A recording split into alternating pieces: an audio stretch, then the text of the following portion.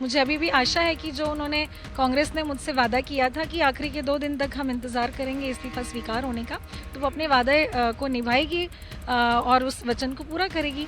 और हम जो हैं अपनी जनता के प्रति जो हम वचनबद्ध हैं उसको पूरा करेंगे। कांग्रेस ने आखिरकार चौंकाता हुआ एक फैसला लिया है और 4 सीटों पर अपने उम्मीदवारों को बदल दिया है। इनमें से एक सीट मुरली मोलवाल की भी है, बड़नगर सीट। लेकिन अब सबसे बड़ा सवाल हो रहा है कि आंवला सीट जो कांग्रेस ने पहले होल्ड की थी, 23 अक्टूबर को देर शाम कांग्रेस की तरफ से एक जानकारी आती है, वो ये कि आंवला से मनोज मालवीय को उन्होंने टिकट दे दिया है। लेकिन अब सवाल उठता है कि फिर निशा बांगड़े जो कि डिप्टी कलेक्टर रह चुकी हैं, जिन्होंने इस्तीफा दिया था, लंबे समय से वो जद्दोजहद कर रही थी कि वो स्वीकार हो, 23 अक्टूबर को ही वो इस्तीफा भी स्वीकार हो जाता है सरकार की तरफ से, लेकिन कांग्रेस भी तब तक ऐलान कर चुकी होती है।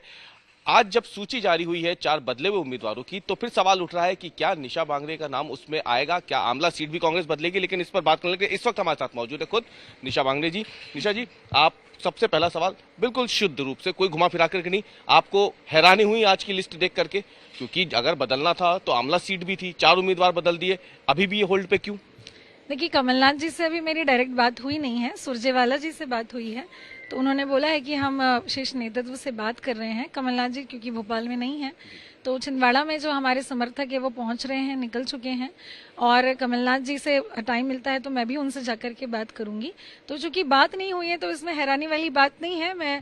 मुझे अभी भी आशा है कि जो उन्होंने कांग्रेस ने मुझसे वादा किया था कि आखिरी के 2 दिन तक हम इंतजार करेंगे इस्तीफा स्वीकार होने का, तो वो अपने वादे को निभाएगी और उस वचन को पूरा करेगी। और हम जो हैं अपनी जनता के प्रति जो हम वचनबद्ध हैं उसको पूरा करेंगे। आपने लंबी लड़ाई लड़ी, पहले इस्तीफा दिया, पहले छुट्टी नहीं मिल रही थी, छुट्टी नहीं मिली, उसके बाद आपने इस्तीफा दिया, इस्तीफा स्वीकार करने की लंबी लड़ाई चलती रही। अब जब इस्तीफा स्वीकार हो गया तो टिकट में भी नाम नहीं आ रहा है। तो आपको नहीं लगता कि थोड़ी सी एक जो संघर्ष लगातार एक महिला कर रही है उसके लिए इस वक्त ये बड़ी कठिन समय हो जाता है ये? बिल्कुल, देखिए, महिलाओं के लिए तो संघर्ष 2 गुना हो जाता है, क्योंकि पहले परिवार से भी लड़ना पड़ता है, फिर समाज से लड़ना पड़ता है। तो संघर्ष तो बचपन से ही है।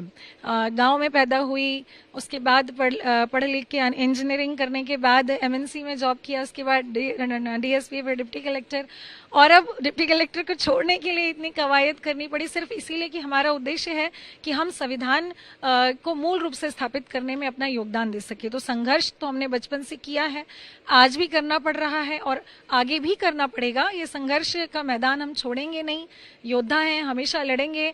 जीत हो हार हो, कुर्बानी देनी पड़े, उससे फर्क नहीं पड़ता, लेकिन हम लड़ेंगे। जिस दिन मनोज मालवीय का नाम आया, आपने भी वो सूची देखी होगी, उस दिन तो लगा होगा आपको कि अचानक से क्या होगा, क्योंकि उसी दिन आपका इस्तीफा भी स्वीकार हुआ था, बाकायदा कोर्ट में भी जानकारी दी थी सरकार ने इसकी।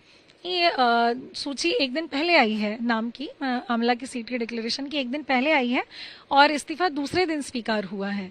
तो बस कुछ घंटों का अंतर था, 12-15 घंटों का अंतर था, और उस वजह से ये सब हुआ। अब देखते हैं आगे कांग्रेस इस पर क्या स्टैंड लेती है।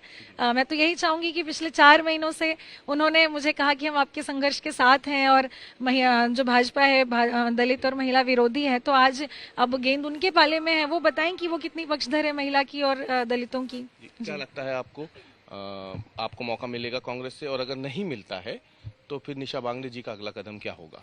कि ये तो कांग्रेस डिसाइड करेगी, लेकिन हम अपनी जनता के लिए, आंवला सारनी की, मध्य प्रदेश की, पूरे देश की जनता के लिए ही मैंने इतना बड़ा त्याग किया है कि मैं किसी मतलब पद, पैसे और उसके लालच में मैंने ये सब नहीं किया है। किसी सुख सुविधाओं को भोगने के लिए वो करना होता तो उसी पद पे अच्छे से कलेक्टर बनते, सेक्रेटरी बनते, प्रिंसिपल सेक्रेटरी बनते। लेकिन हम संघर्ष करना चाहते हैं उन लोगों के लिए जिनकी कोई आवाज नहीं उठाता, या अंतिम व्यक्ति तक जिसको आज भी नहीं मालूम कि एक संवैधानिक अधिकार क्या होते हैं। तो ये लड़ाई हमारी जारी रहेगी। तो इसमें कोई जो है हैरानी की बात नहीं है, कोई भी दुख की बात नहीं है। दुख तो जीवन का हिस्सा है, संघर्ष जीवन का हिस्सा है, चलता रहेगा। क्या निर्दलीय अगर लड़ना पड़े तो आप लड़ेंगी चुनाव? निर्दलीय लड़ना पड़े तो?